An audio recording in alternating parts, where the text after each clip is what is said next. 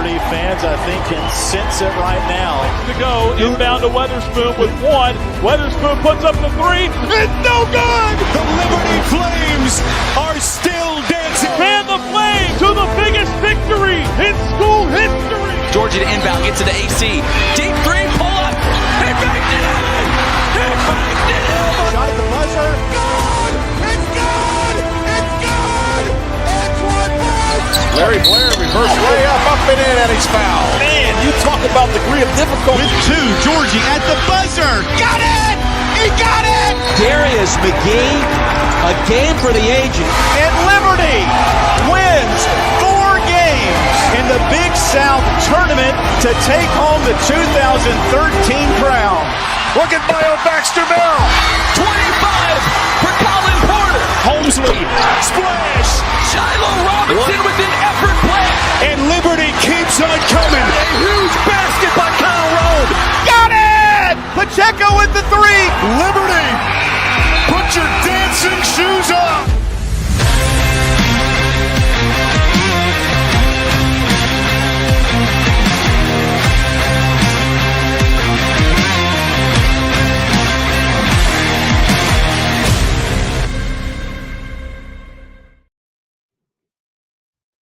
Well, hey, what's going on? Welcome into the A Sea of Red special edition, emergency edition, because the Liberty Flames are playing for a Conference USA championship. John Manson, live from Huntsville, Alabama. John, how's it going, my friend? Doing pretty good, Nick. I'm hoping we add a few more highlights to that intro video we can remake for next year after tonight. Yeah, let's go. That would be exciting. I guess overall, just kind of tell me what's kind of the feel there. What's the arena, the atmosphere? What's kind of that been like the last couple days? Well, that's currently Prost Arena right there. And I am standing, that's my hotel I'm staying in. So just walked over, ran into some good Liberty fans right here. You might recognize these guys. Chad Hassan and Dennis Fields hanging out. But no, I mean, vibe's good. I mean, it's been fun. You know, obviously I was down here last year, and you know, we had that first round, you know, quarterfinal exit, and it kind of changes everything, the vibes for the week and all that stuff. But when you're here and you get a couple wins under your belt, it changes it all, and it's fun. I mean, Jack State is actually staying in the hotel we're at, so I've already bumped into Jerron Pierre a couple times this morning, and Coach Harper as well too, and some of their other players. So. It's fun, but you know, it'll be a lot more special and fun if we can take care of business tonight. I'm sure Coach Harper was very chatty and enjoyed talking with you, for sure. No, still have not talked to him, so that's fine. Maybe Conference USA will make him do media tonight. I'm not sure. Yeah, only if they win. If they lose, he's out of there first thing.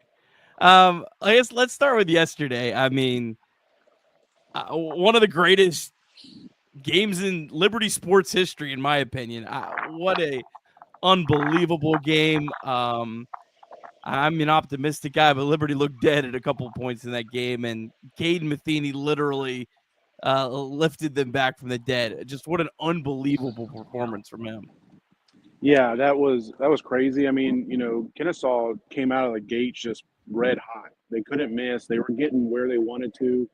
And, you know, getting to their spots and hitting shots, you know, credit to them, especially coming off that tough game the night before. I was thinking their legs would be a problem. You got to remember Cottle and Woolley both were cramping up the previous game in their quarterfinal matchup, their win against New Mexico State. But that didn't seem to bother them just, you know, less than 24 hours later, 18 hours later maybe it was. But, you know, then you fall behind double digits. You got as high as 14 there in the first half, and I felt like that play that, well, first of all, there's a lot we can talk about. I agree with you in your point about that's one of the biggest sports moments for Liberty ever. It's one of the biggest wins in school history. It's obviously Mississippi State win ranks above it. The Lipscomb win in 19 would rank above it.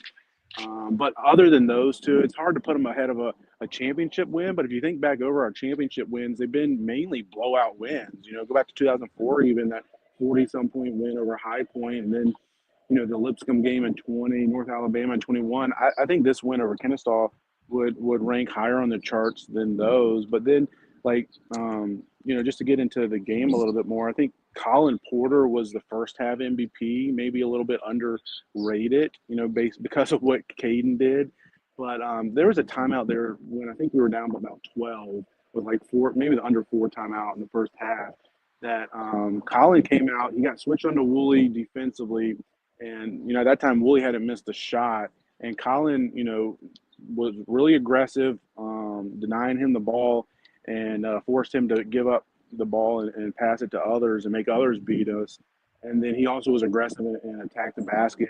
And I asked Coach McKay about Colin's performance after the game, and he said that, in the post-game, locker room, they were talking about how Colin Porter, he believed the entire game. There was moments in that game I didn't believe, but Colin Porter believed the entire game. You could tell by his play, and truly a remarkable win. And I'm not sure how much of it showed in the broadcast, and hopefully we got some of it on our socials for a Sea of Red, but just the joy from Coach McKay. You don't see that a lot from him running over to the fans and pumping his fist.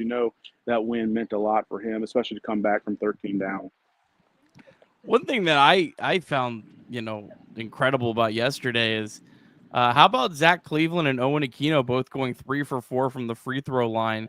Both guys made some free throws when Liberty was like down in that like 8-point deficit, to where like it felt like you had to have those free throws. And shout out to both those guys for making some free throws, because clearly, Liberty was teetering on any 2-point swing, maybe putting them out of reach. So they did make a couple big free throws. Liberty overall was just 11 for 20.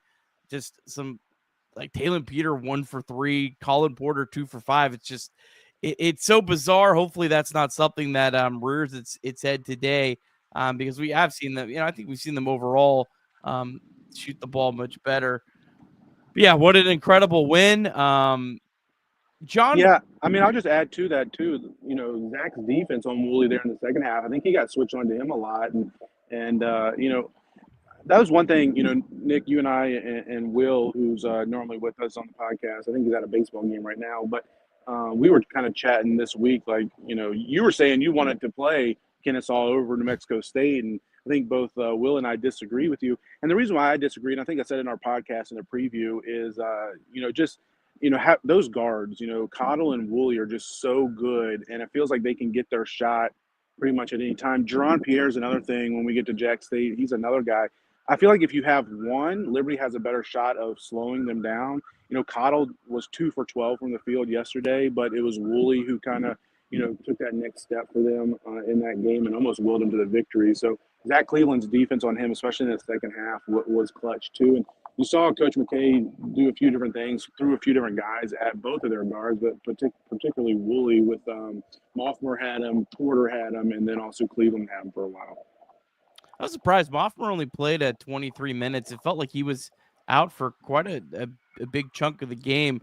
I was a little surprised by that with Kennesaw's size. Maybe it was just more because of the big deficit and wanting more shooters on the court, and obviously it worked out. So, we go on from there. Yeah, we will not miss Adrian Woolley when he transfers. Sorry, Kennesaw. The league might overall. I think Kennesaw could actually be a really dangerous team, if they're able to keep. But it's just hard in this era. Something that I was looking at last night, John, that I found really wild and kind of fascinating here. The last 3 games are arguably Liberty's 3 best offensive performances of the season. If you go by offensive efficiency, the only games that were better than the last 3 games were the 2 non-D1 games. So throw those out. And then Louisiana in whatever tournament that was, and Mississippi Valley State, both sub 300 KenPom teams. So other than that, the 3 best games offensively were the last 3. So Liberty is playing their best offense of the season. Now, I was looking, and the 2 worst offensive games of the year, or 2 of the 3 worst offensive games of the year, were against Jacksonville State. The other was that bizarre FIU game where I'm not sure what happened, the 58-45 win at home. But Yeah, and last year, Jack State had the single best defensive game against Liberty. So Liberty's playing as good as they could possibly play offensively. Jacksonville State's been the one team that has figured them out. It's going to be, which prevails tonight. Yeah, you probably can look it up there quickly, Nick. How many games in a row now have we scored at least 80 points? I think we're up to at least 4. Is it 4 that we've won 80 straight or 80 or more, 4 straight? But whatever it is, 4 or 5, that's the longest such streak in Liberty basketball history since 1997. Wow. So we're definitely playing, peaking offensively and playing some of our best offensive basketball. And the good thing about this team, like we've talked before, is that it's not just one guy. Like it's not just a Jerron Pierre or Larry Blair or Darius McGee or somebody we're relying on. I mean, it was Cade Matheny yesterday. It's been Talon Peter at times. It's been Zach Cleveland at times. Colin Porter at moments yesterday. And I feel like Owen has a game like that in him too at some point in time during his Liberty career, maybe tonight. So we're so balanced. It feels like, if one guy, Moffmer, I mean, he had a really good game against Western Kentucky last Saturday, and then again in the quarterfinals he played solid too. So any one of these, top 6 or 7, even Xander Yates. I mean, I don't want to leave him out. What did he have? 3 3-pointers, I think it was yesterday. I know he had 2, and those, obviously every point was critical, and he's definitely come in and we talked about that a lot earlier in conference play after Enan went down is finding somebody that could, play a few minutes here and there, and Xander's been able to step into that role. He what you lose from him on the defensive side when like an Owen's out, when he's in for Owen, you gain that with his ability to knock down open three-pointers. And he's shooting over 40% from 3 on the season. Yeah. That Conference USA format, I did want to mention this. Did seem like it actually did help Liberty. We had talked about, does it really matter or not? I mean, clearly, I think in the second half, Kennesaw was gassed.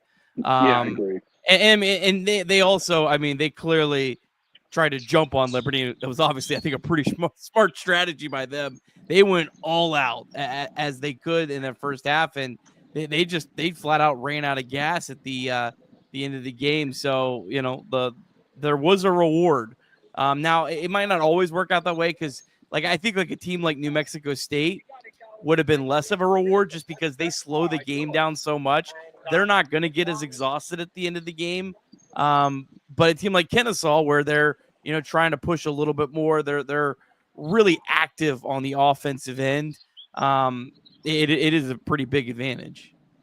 Yeah, no, I agree. And I don't know if you saw the stat yesterday, Nick, but that was Liberty's largest come from behind win in a game since that 2018, also a conference semifinal game in the Big South when we won at High Point. You might remember that game. I don't want to talk about what happened in the following game. Hopefully it won't be bad luck for us, but to be able to come back from that much down and again, Kennesaw led for the first 11 of the game, 36 minutes, 11 seconds. Liberty didn't take their first lead to that Caden Matheny. One of his 7 threes came in the last 4 minutes of the game and then did not relinquish the lead the rest of the way. So I definitely think, Liberty having that, about day and a half off, Kennesaw playing less than 24 hours later, definitely played into our advantage. But you play a Jack State team, you might have a 3-hour advantage against them, but at this point in the season, I don't think 3 hours really matters.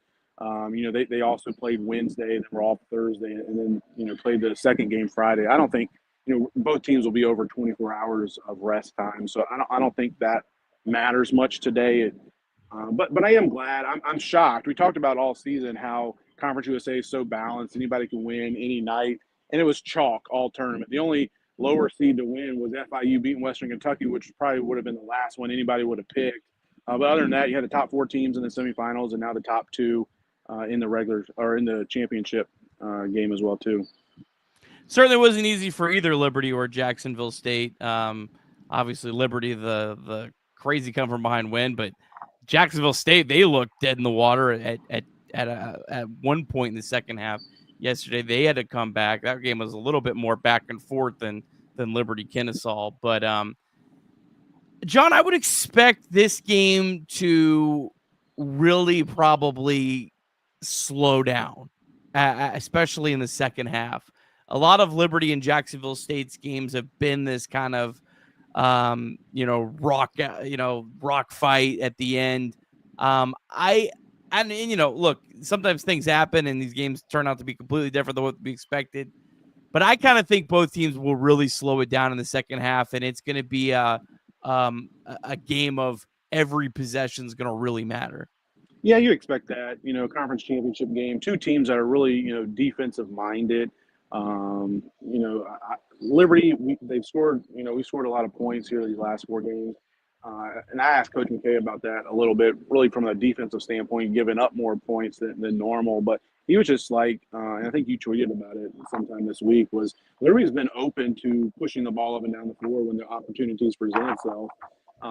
But yeah, you would expect in a championship game that both teams would kind of slow it down because every possession matters. You're one game and one possession closer to the ultimate goal of a conference championship and getting to the NCAA tournament. And I was watching that game, Jack State, Middle Tennessee yesterday, and it was kind of like, conversation going around like, who do you want to play? And I don't know if you really wanted to play either one of these teams. I think both of them present matchup challenges because they're good teams, but there's also places that I think, either one, they're places Liberty can exploit and take advantage of as well too. So, but ultimately, I think it's probably a good thing that Jack State is here. I mean, these are the top 2 teams in the conference. They have been pretty much all season, certainly in conference play. So let's battle it out. And obviously we're biased, but whoever wins tonight, they should represent Conference USA really well in the NCAA tournament. And Coach McKay talked about it yesterday, and maybe advocating for his own team a little bit indirectly, talking about how the league should get more recognition for what they've done. And I guess in order to have a chance for 2 teams to get a big, because it would be so much better if both these teams were able to play in a big dance, but it comes down to winner take all tonight. But you really the numbers don't speak to that.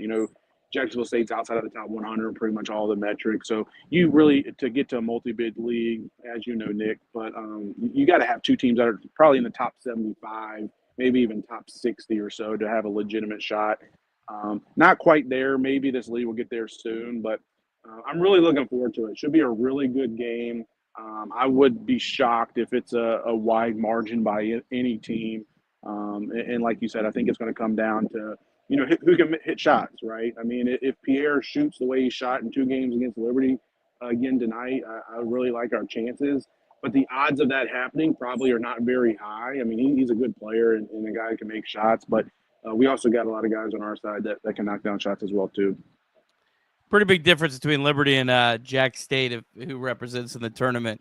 The bracket matrix, there's some bracket for some reason has Jack State on there. They have them as a 16. And they're ranked below Wofford, who has already clinched that everyone has as a 15 seed.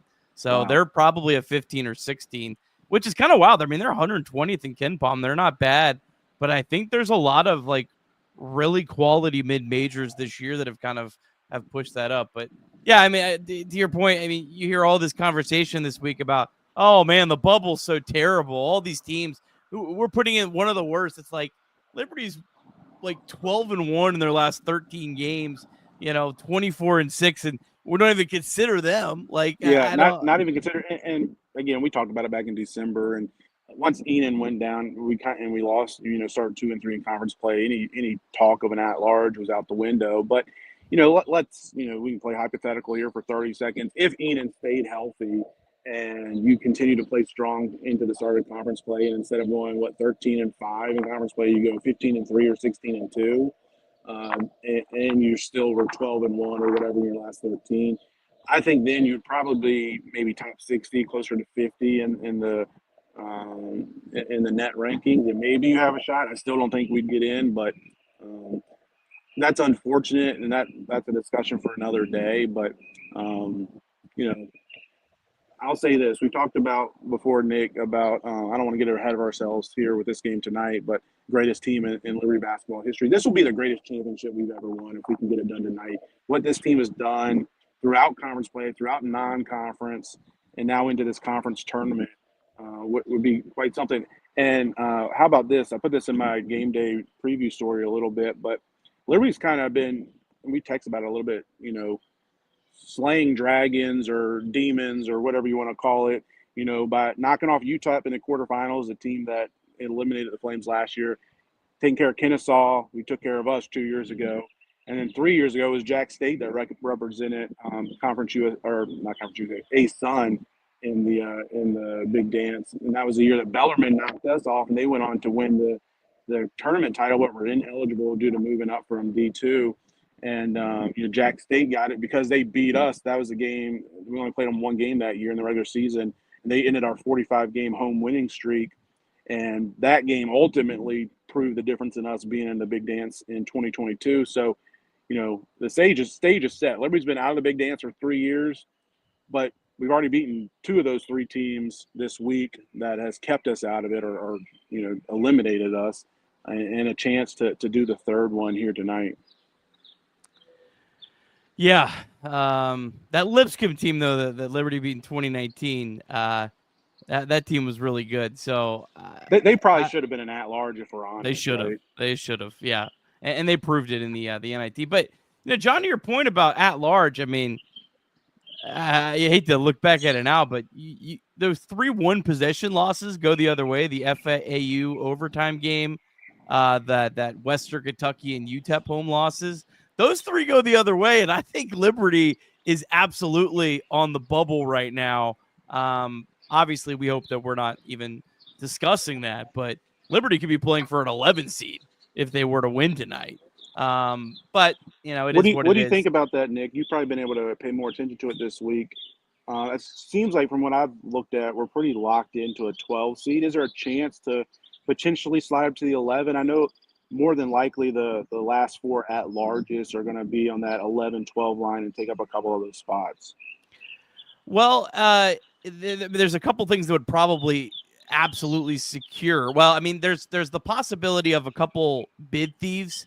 So let's say Colorado State wins in the Mountain West Championship tonight. They jump into an at-large, and if Boise State, they put them in as well, that could actually bump Liberty down to a 13, because you'd have an extra at-large, and I think Colorado State would be ahead of Liberty right now because Colorado State's also a team that's on the bubble. So that's into play. Yale is the team in bracket matrix that's right behind Liberty. Yale still has to play 2 games. They're actually playing right now. They're up 4 points in the Ivy semifinals. They still have to win 2 games. The teams behind them are High Point. I don't think High Point's going to pass Liberty. Akron plays tonight, so if Akron loses to Miami, Liberty would be certainly ahead of Miami. So we're definitely locked into a 13 seed. I think I would say the chances of a 12 seed are probably 75% if we win, but there's still a couple scenarios that I think could potentially bump us down to a 13. Gotcha. So 11's probably unlikely, which is kind of 11's impossible. I mean, okay. UC San Diego is ahead of us. We should be ahead of McNeese. We should be. I do not understand at all how we're behind McNeese winning head to head, and very similar like Ken Palm numbers and whatnot. They played in a significantly weaker conference. I mean, McNeese is like a great story, and McNeese might have a better. If I'm being completely honest, McNeese might have a better opportunity to like make the Sweet 16 than Liberty, if I'm being completely honest. But McNeese has done nothing to deserve a spot ahead of Liberty in the tournament. I think the McNeese is kind of the brand, and the Will Wade kind of the brand might be a little more. We'll see if the selection committee, values that or not. Let's talk a little bit more about maybe some keys to the game before we wrap this up. I know you're probably excited to get in the arena, and we got a women's game tonight too. Yes, I'm excited for that. Yeah, we don't cover them too much on the podcast, but shout out to the women's team and Carrie Green. I've been able to go to all their games and watch them, and they're playing great basketball themselves. Also the 1 seed, and obviously Liberty's the only team with both their men and women's team still alive here on Championship Saturday, but. They won both of their first 2 tournament games by 25 plus points, and that's the first time that's ever happened in Conference USA history. And And obviously they got a rematch with Middle Tennessee tonight, a rematch of last year's title game. And I'm really hoping that this team this year, Kerry Green and his team, who's got a really balanced team, deep team as well, I'm hoping they can get over the hump, because they've kind of been playing second fiddle to two storied mid-major programs in Florida Gulf Coast and Middle Tennessee here the last 5 or 6 years. Their last tournament title was 2018. So hopefully they can end that drought tonight. That game is at 5:30 Eastern, I believe it is. So I'll be over there for that. But looking forward to that. But they're also, hopefully we'll have a lot of fans here, Liberty fans. They're doing like a pregame tailgate fan meetup type thing. It's 2 Central, so that's 3 Eastern. So should see a lot of Liberty fans there. So hopefully we can get the championship sweep tonight. So shout out to the women's team as well. Yeah, women's bracketology, they are a 14 seed with the win tonight. So, look, that would give them a chance. They're not a 16 seed or anything like that. But yeah, exciting. Yeah, definitely would be great for the sweep. That women's team is really, really good. When I've been able to watch them this year, I've really enjoyed that. They have a fun style of basketball. I like the way they play. They share the ball really well. They have a lot of shooters. Emma Hess is awesome. I really just enjoy She's her a sniper. game. Yeah. And then they got a freshman there, Avery Mills, who led the team in scoring yesterday, freshman from LCA. She's a really good shooter and probably step into that Emma Hess role next year, but she stepped up big game yesterday. But big game. Middle Tennessee's a really good team. That'll be a tough win.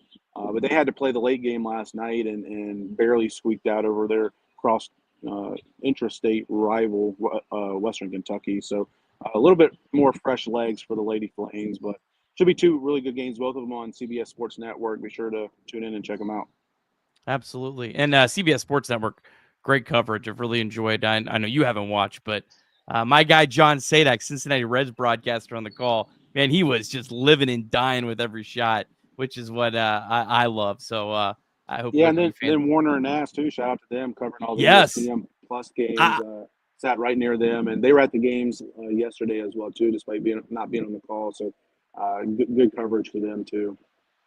It's a far cry from listening to the guy that was growling on the North Florida broadcast back in the 2021 run. Oh my gosh. Yeah, this is like I'll stop. All right, keys to the game tonight for Liberty to punch their ticket to the NCAA tournament. John, what has to go right? Yeah, I mean, I want to start with Jerron Pierre, trying to, I don't expect us, like I said earlier, to be able to completely shut him down like we have in the first 2 games. He'll probably have his moments that'll make some tough shots. He certainly had those yesterday in their semifinal win, but they also, Kelron House, the freshman, had a really good game too, 20 points, career high for him as a freshman. But we need to slow him down. Like, we can't have Pierre shoot 60+%, score 30+ points. If he has to work and shoots less than 50% from the field, regardless of how many points he gets, he'll probably still get up close to 20, I'd expect, just because the volume that he gets. That's key. And we cannot get dominated on the boards. Like, we might lose a rebounding battle, but it's got to be close. Like, we can't have something like we had against the Kennesaw State game earlier this year where they were 18-2 advantage in offensive rebounds. It's got to be something like an 8-6 or 9-7 type rebounding edge on the offensive glass for them. If you can stay there, close in the rebounding battle, not let Pierre have an insane game, make him work hard for his shots, then really it just comes down to making shots for Liberty after that. If you do those 2 things and you don't have a cold shooting night, I feel really confident in this group and their ability to survive and advance another day. And, Colin, I don't know if I mentioned it already on the podcast this morning. I've talked to so many people. I think I did. But talking about Colin Porter didn't have any belief or never not believed yesterday. And I'll never count that kid out. Like the way he, we saw it in the Kennesaw State championship game a couple years back as a true freshman.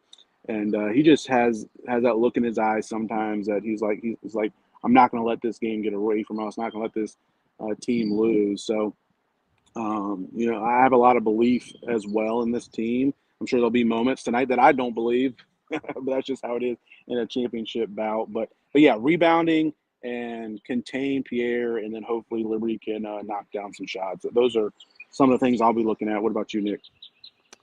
Well, forgive me. I'm not sure I know how to say his first name. Quelron House. He's the guy that torched Liberty, the 5'11" guard.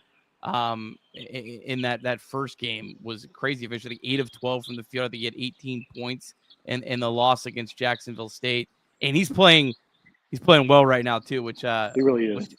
Yeah, he had 20 yesterday, 18 against FIU. The MVP according to KenPom in both games for Jacksonville State. So containing him and all of his shots were against Liberty were getting to the rim. They were all 2-point field goals that he just absolutely dominated on. But one thing that I found interesting is looking back at both games, Liberty had the lead in both games at halftime, and it was Jack State that kind of came back. Now, does that mean anything tonight? No. I mean, Jack State could be leading at halftime and Liberty come back, but it's been, don't get too comfortable if Liberty does get a lead because, sure. Jack State is coming. They will make a run. That's been kind of the case. And, the thing I really hope doesn't come down to is free throw shooting, because that's been Liberty's Achilles heel all season.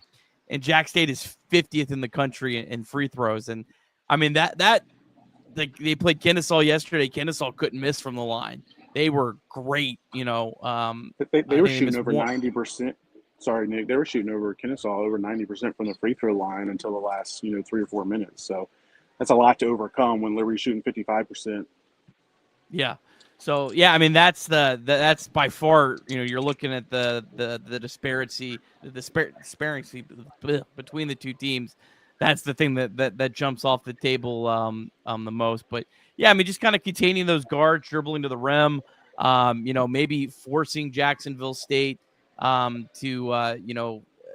shoot a little bit more, from the three. They're not a great 3-point shooting team. Now I say that Kennesaw's not a great 3-point shooting team, and they look like they look like the Golden State Warriors there in the first half.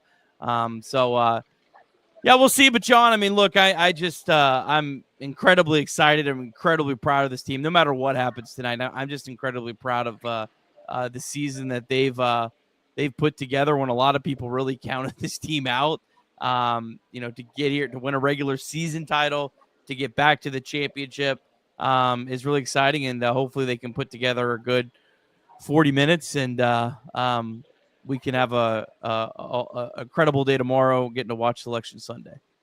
Let's hope so. Appreciate you, Nick. Hope you enjoy the game tonight, and go Flames. I'll go ahead and sign out. I think the family is itching to go do some things, but I'll let you carry us home. But appreciate your coverage and your help on this podcast all season, Nick. And hopefully we'll take care of business tonight and have a real happy podcast here in another day or two if we can make it work with our schedules. Yeah, absolutely. All right. Well, appreciate everyone tuning in today. For John Manson, I'm Nick Kirby. Let's go Flames. We'll see you later on.